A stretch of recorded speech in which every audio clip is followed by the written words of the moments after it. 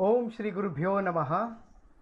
अद्वैत वेदांता में सबसे ज़्यादा विवादित वाक्य है ब्रह्म सत्यम जगत मिथ्या जीवो ब्रह्मैव न परः, अर्थात ब्रह्म ही सत्य है और ये सारा जो जगत है ये मिथ्या है और ये जो जीव है यानी मैं और आप, ये जो जीव है यही परम ब्रह्म है और कोई नहीं।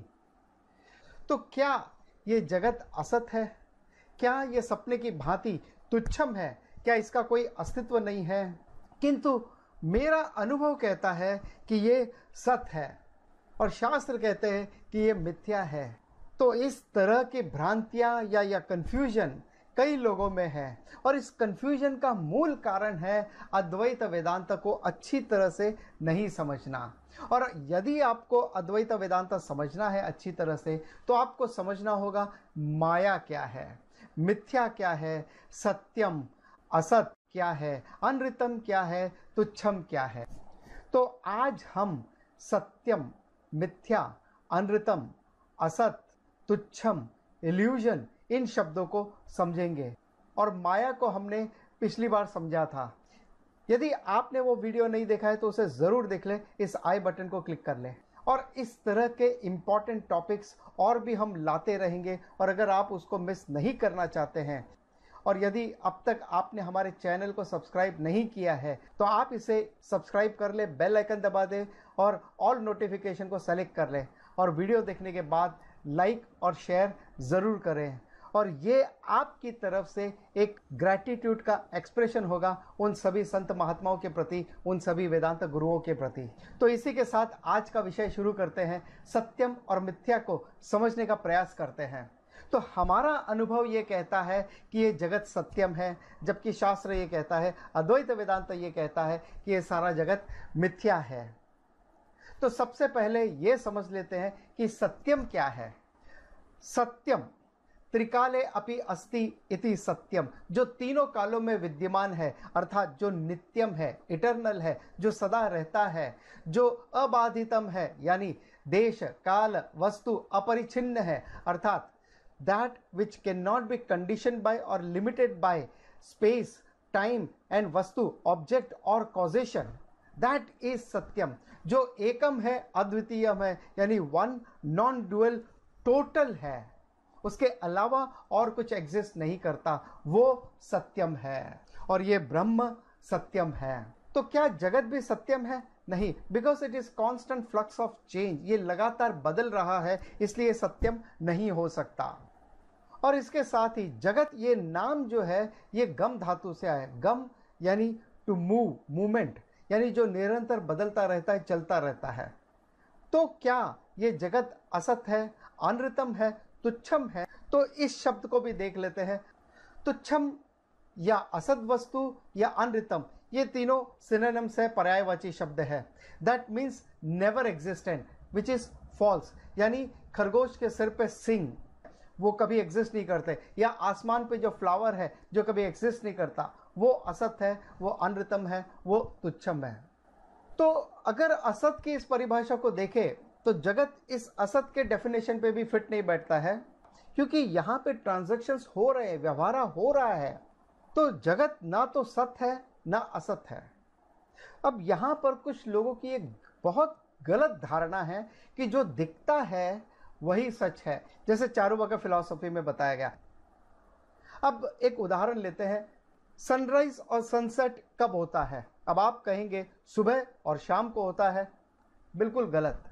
सनराइज सनसेट कभी होते ही नहीं है, क्योंकि ये हम सभी जानते हैं कि सूर्य पृथ्वी की परिक्रमा नहीं करता है, किंतु पृथ्वी सूर्य की परिक्रमा करता है। तो इसलिए हम ये नहीं कह सकते कि सनराइज सनसेट होता है, लेकिन सीमिंगली धरती के पॉइंट ऑफ व्यू से हम ये कहते हैं कि सनराइज और सनसेट कब होता है। तो ये वास्तविकता नहीं है, लेकिन सीमिंगली ऐसा प्रतीति मात्र है। उसी तरह से हम कहते हैं कि ये धरती फ्लैट है, जबकि हम जानते हैं कि धरती गोलाकार है। और एक और उदाहरण लेते हैं हम यहाँ, जब आप फिल्म देखने जाते हो, वहां पर जो फिल्म का प्रोजेक्शन होता है, तो आप जो देखते हो वो छाया है, शैडो है, रंग बिरंगे शैडो है, लेकिन जो वास्तविकता है वो लाइट है। बिना लाइट के शैडो एग्जिस्ट नहीं कर सकता, केवल अंधकार होता है वहां पर। तो शैडो वहां पर, परछाई वहां पर सत्य नहीं है। जो लाइट है, प्रकाश है, वो सत्य है। अगर जिंदगी इतनी ही आसान होती तो बात ही क्या थी। जो दिखाई दे वही सत्य है और जो न दिखाई दे वो असत्य है, तो प्रॉब्लम ही नहीं होती। सारा कंफ्यूजन तो इसी बात का है कि जो दिखाई दे रहा है वो वास्तविकता में है नहीं, और जो वास्तविकता में है वो दिखाई नहीं दे रहा है। एक अद्वैत को न समझने से अनेकों भ्रांतियां हैं, अनेकों दर्शन शास्त्र है यहाँ। तो यदि जगत सत्य भी नहीं है क्योंकि वो सदा बदलता रहता है, और वो असत भी नहीं है क्योंकि व्यवहार तो हो रहे हैं यहाँ पर, तो फिर जगत क्या है?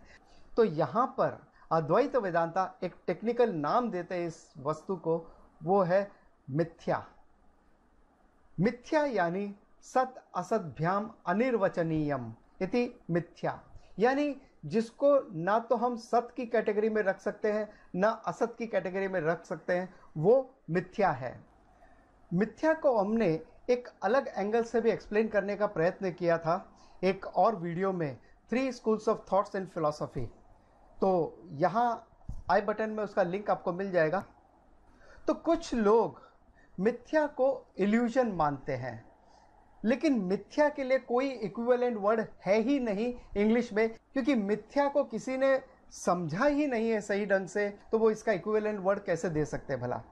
तो इल्यूजन के पॉइंट ऑफ व्यू से अगर आप देखोगे तो आप कभी भी मिथ्या को समझ नहीं पाओगे, उल्टा और ज्यादा कंफ्यूजन में चले जाओगे। मिथ्या इज नॉट इल्यूजन।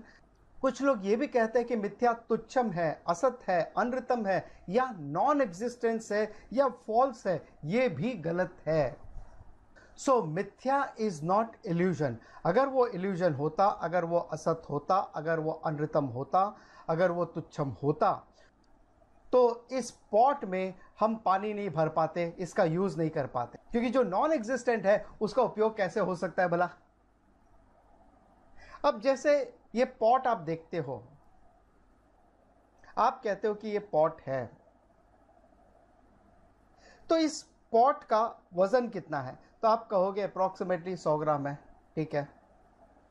इसका टेक्सचर कैसा है? थोड़ा सा रफ है, ठीक है। अगर मैं आपको पूछूं इस पॉट का रंग कैसा है, तो आप कहोगे मिट्टी के रंग का है ये पॉट। लेकिन ये सारी बातें जो आपने पॉट के बारे में बताई, मैं कहूंगा ये सब गलत है। क्यों? क्योंकि पॉट का कोई वेट नहीं है। अब मैं ये बड़ा पॉट लेता हूं, आपने कहा इसका 100 ग्राम है, तो शायद इसका 500 ग्राम होगा या 1 किलो होगा। लेकिन मैं कहता हूं दोनों का वेट एक समान है, एक जितना है, और वो है 0।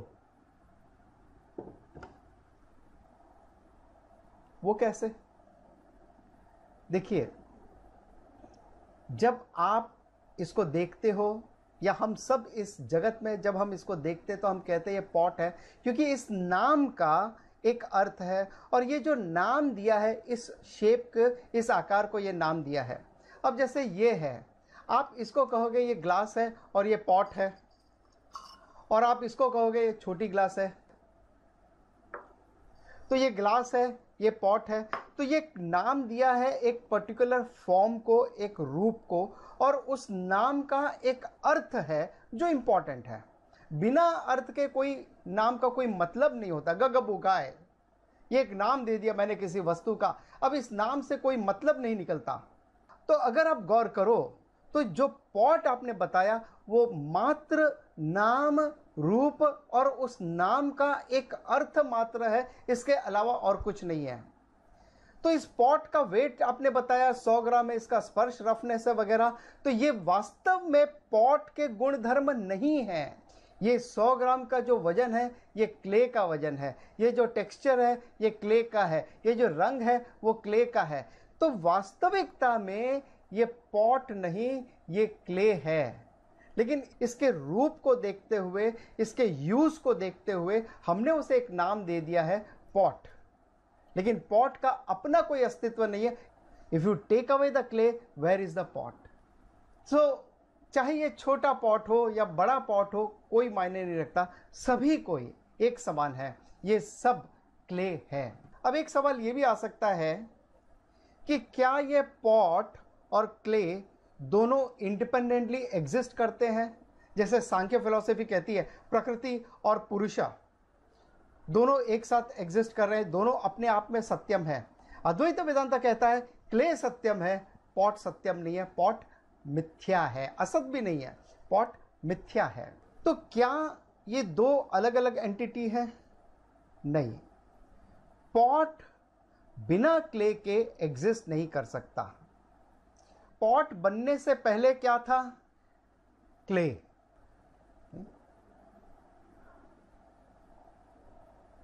पॉट अब जो बन गया है तो क्या क्ले खत्म हो गई? जैसे बीज से पेड़ बन गया तो बीज खत्म हो गया और पेड़ बन गया, क्या ऐसा है? नहीं। क्या क्ले अब नहीं है? नहीं, क्ले ही है। ये जो पॉट का रूप में क्ले ही है।